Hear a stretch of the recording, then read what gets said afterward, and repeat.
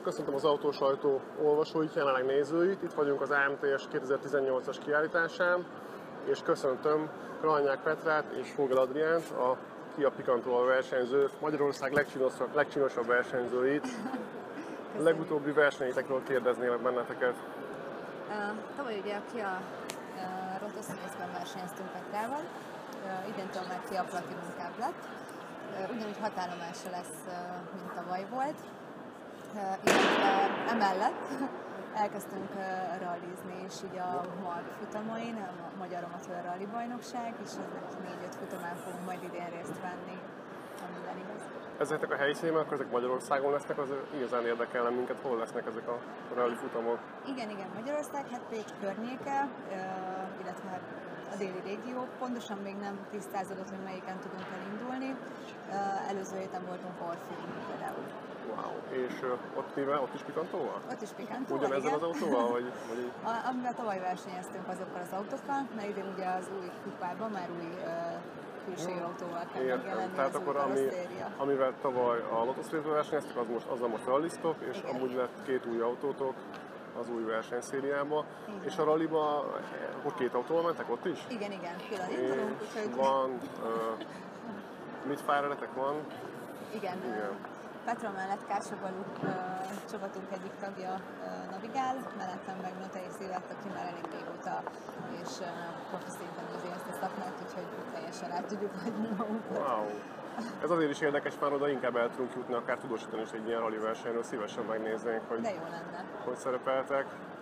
Meg akár szívesen beraknánk mellétek egy belső kamerát. Wow! Jó, akár élőben is lehetne egy belső kamera. Hát azt is lehet, jó. Vannak ötletek. Wow, szuper. Akkor folytatás következik, várjuk a versenyeket. Milyen reményekkel vagytok itt ezeken az új rally versenyen?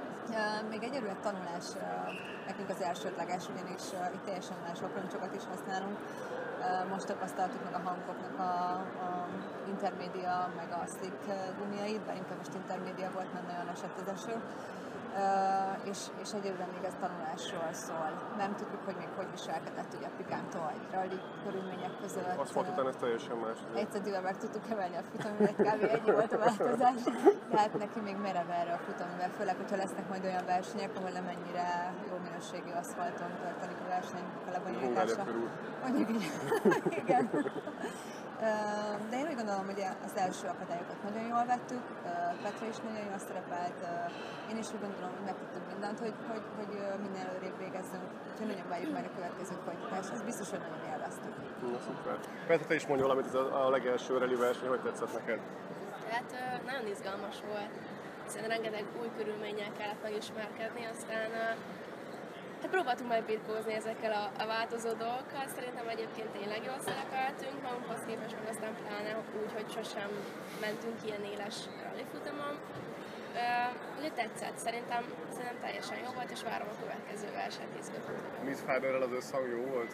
Persze, igazából én mióta a motorsportban vagyok vele, így dolgozunk együtt, egy csapatban vagyunk, szóval nagyon nagy bizalom van kettőnk között. Ismeri a határaimat, úgyhogy rengeteget tudok nekem segíteni. Szuper, és itt csak férfi ellenfelek vannak, vagy itt már van hölgy is más a mezőnyben? Adri itt is az egyetlen női ellenfelem. más csajsziban találkoztunk egyébként, szerintem nagyon jó lenne, hogyha több lány lenne itt is. Nagyon szeretnénk találkozni csajokkal a pályán, úgyhogy vezetnek és nem csak navigálnak. Úgyhogy egyelőre Adri, aztán reméljük legközelebb már mások is felveszik a harcot. Akkor ezt a hölgyeknek biztásként is mondjuk. Így van. Köszönöm szépen az interjút, sok sikert nektek! Köszönjük!